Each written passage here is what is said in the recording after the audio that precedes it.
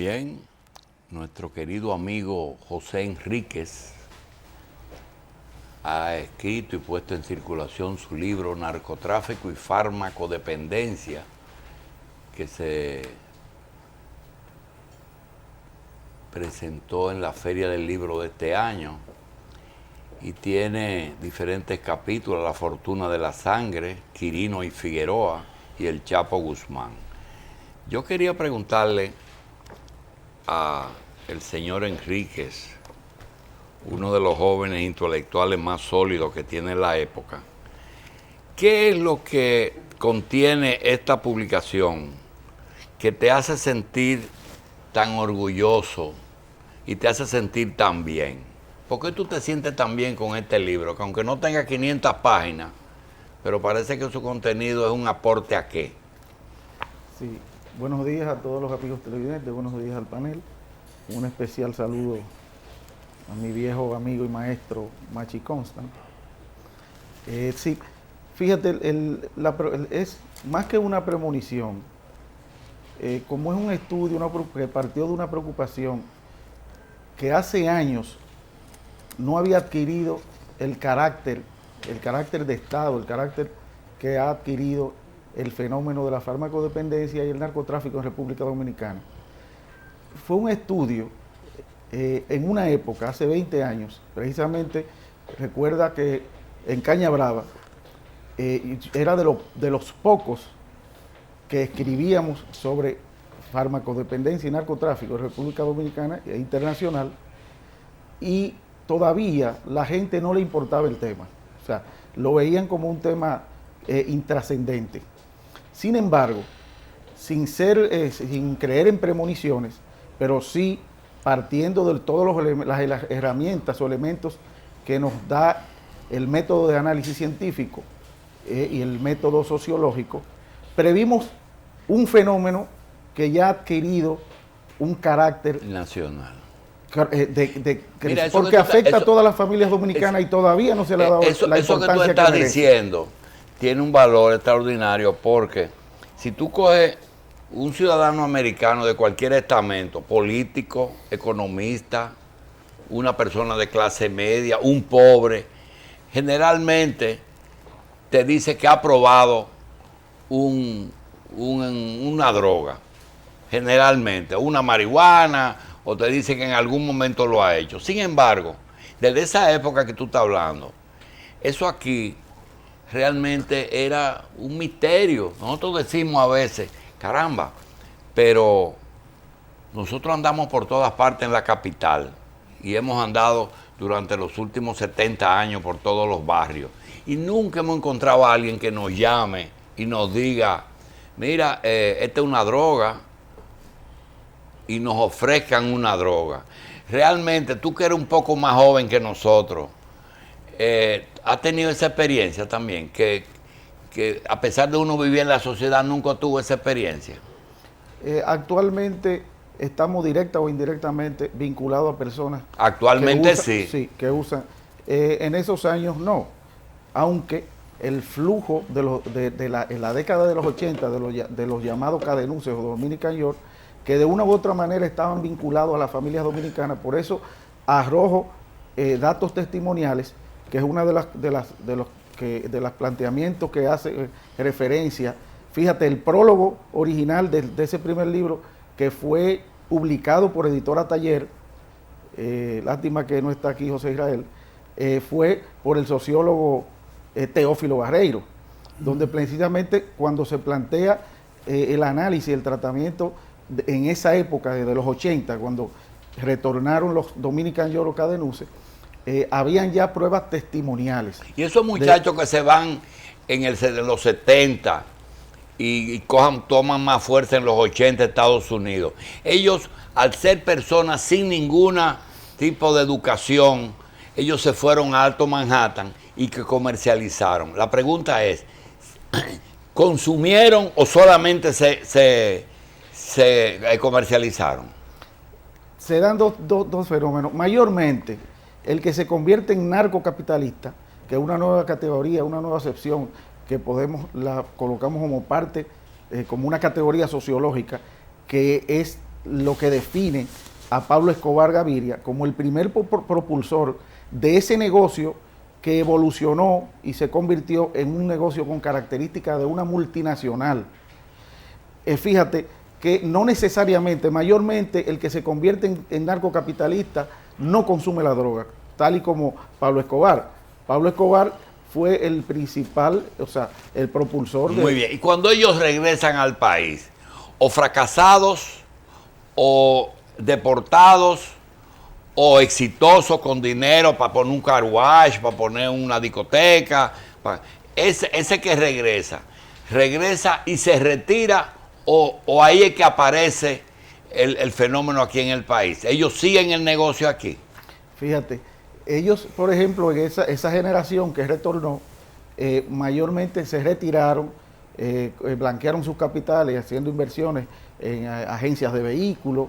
Fíjate la proliferación de agencias de vehículos u otros negocios, discotecas, etcétera, como el caso de Justino de los Santos en San Pedro, que puso la discoteca esa famosa 760. Pero mayormente el desarrollo del narcotráfico no necesariamente estuvo vinculado a esa generación de Dominican York que vinieron. Porque, por ejemplo, Florian Félix, que fue el mayor, el gran narcocapitalista de República Dominicana, cuando escandalizó por primera vez el escenario dominicano, cuando se le incautó por primera vez 1.400 kilos de cocaína en el barco Poeni, en el este. En el ferry. Sí, en el este, que precisamente ahí arrojamos unas declaraciones del doctor Jacín, que donde se confirma, donde él recibió la confidencia de que 3 días o 4 días antes iba a ser asesinado Florian Félix.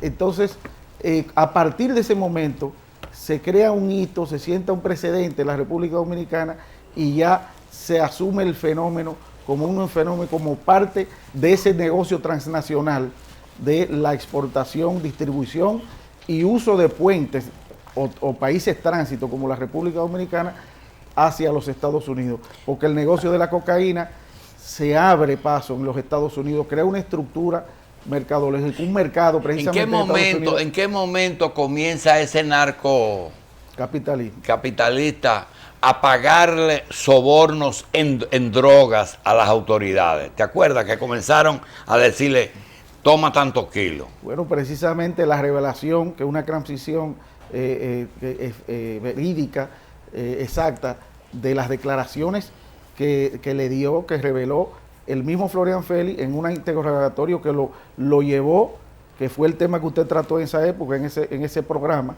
la cual yo extraje esas declaraciones, le dio las declaraciones, y eso fue lo que ha escandalizado a el general Enrique Pérez y Pérez, el otrora general Enrique Pérez y Pérez, que llevó los interrogatorios directamente, personalmente, a Florian Félix, donde él reveló que allá habían autoridades militares, altos oficiales, involucrados ya en el negocio del trasiego de drogas de República Dominicana. Ese episodio tiene un valor extraordinario en este momento, porque acuérdate que Peri Pérez era jefe de la policía y no de la Dirección de Control de Drogas, y es la policía el que lo apresa.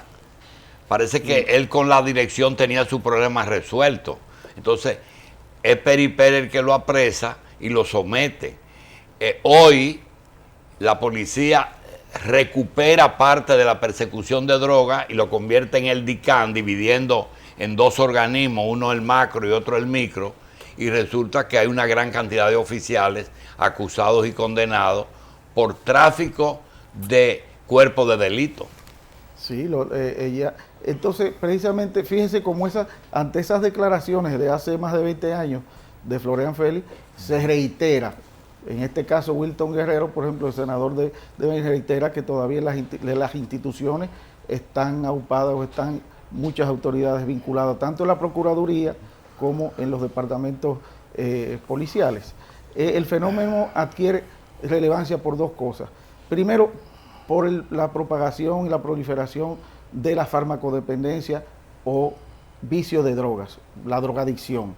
estamos afectados. Hay dos temas en agenda que a usted le ha preocupado mucho, el tema, por ejemplo, del transgénero, el lesbianismo, y el tema de la drogadicción, que lo arrastramos desde hace muchos años, pero que se ha visto simplemente como un problema familiar, porque los que tenemos, directo o indirectamente, un primo, un sobrino, un tío afectado de esa condición, que es la farmacodependencia, pues lo vemos como algo familiar. Sin embargo, ha adquirido un carácter de Estado a partir de la década ya en que participa en el escenario Figueroa Agosto y Quirino Ernesto Paulino. ¿Hay narcopolítica aquí?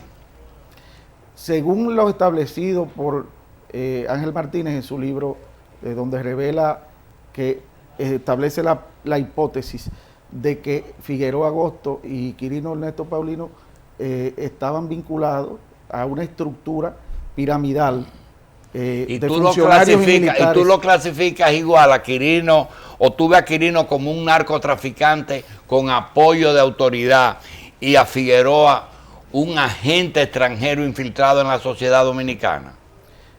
Esa tesis la establece Ángel Martínez. Otras versiones se plantean diferentes. Ahora, desde mi análisis simple, si tú estableces una parte de una lógica simple, yo no creo que se creen dos agentes, o un agente en el caso de Figueroa Agosto, con el simple objetivo de develar una estructura piramidal compuesta por militares y funcionarios o políticos en República Dominicana, porque el objetivo fundamental de una agencia antidrogas internacional, Interpol, DEA, etcétera, es buscar los cabecillas de los que producen la droga, los que producen la droga y una estructura más grande, que es la que hay en Estados Unidos. Sí, pero no te llama la atención, míralo así, como tú dices, un análisis simple. Un ciudadano puertorriqueño convicto y confeso, condenado a 200 años de prisión. De buenas a primeras, ese hombre logra que le faciliten la salida de una cárcel de alta seguridad y en vez de irse a Cantón o a Shanghái, coge un bote o coge un avión ya con una cédula dominicana en la mano y viene con otra identidad y se maneja 10 años en la sociedad dominicana. Cuando termina de ver jóvenes empresarios, militares, jueces, fiscales, políticos y logra el tinglado completo, entonces se entrega en Puerto Rico y vuelve a la prisión y ahora nadie sabe dónde está. ¿No tiene más sentido práctico eso?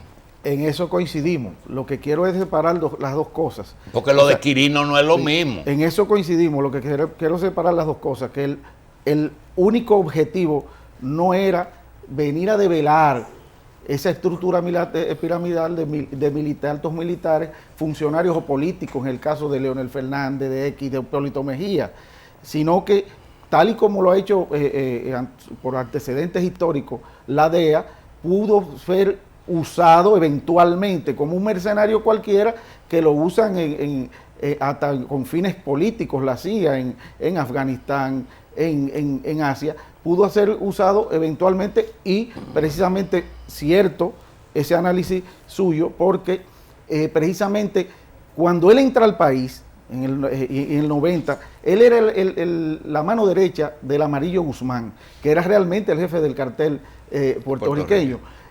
Son apresados aquí por un cargamento que cerca de las aguas territoriales de Puerto Rico.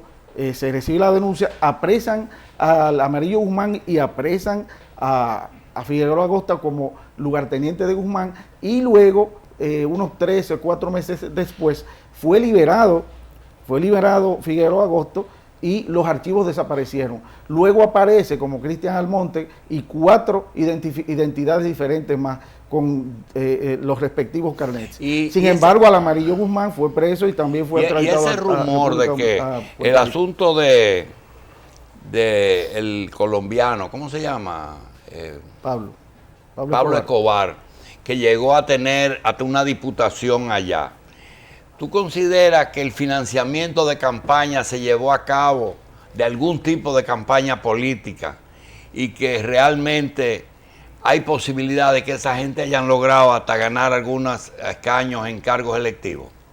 Claro, ya se ha demostrado con los hechos, y aunque el escaño le duró 6 meses por la acusación consustancial de Rodríguez Bonilla, que era el jefe de la justicia colombiana, y el seguimiento que le dio Guillermo Cano, el director del diario El Espectador. A los 6 meses se le retiró el escaño a Pablo Escobar, pero este se ensañó y autorizó el asesinato de ellos dos. Bien, Luis Horacio Cano, que fue el primer caso aquí, Florian Félix, Quirino, Figueroa, Toño, es decir, un grupo de personas, esos son los principales, o esa gente están ligada. Por ejemplo, aquí se habla del Chapo.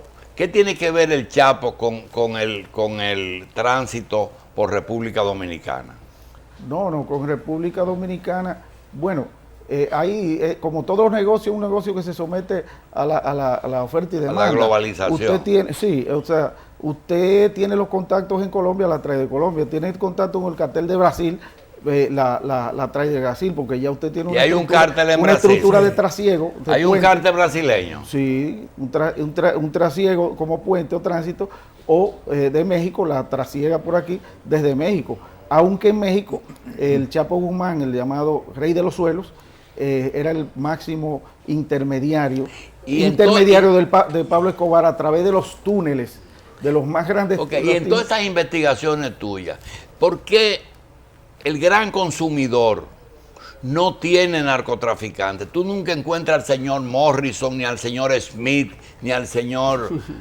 ¿Por qué? ¿Qué pasa que en Estados Unidos no hay narcotraficantes americanos?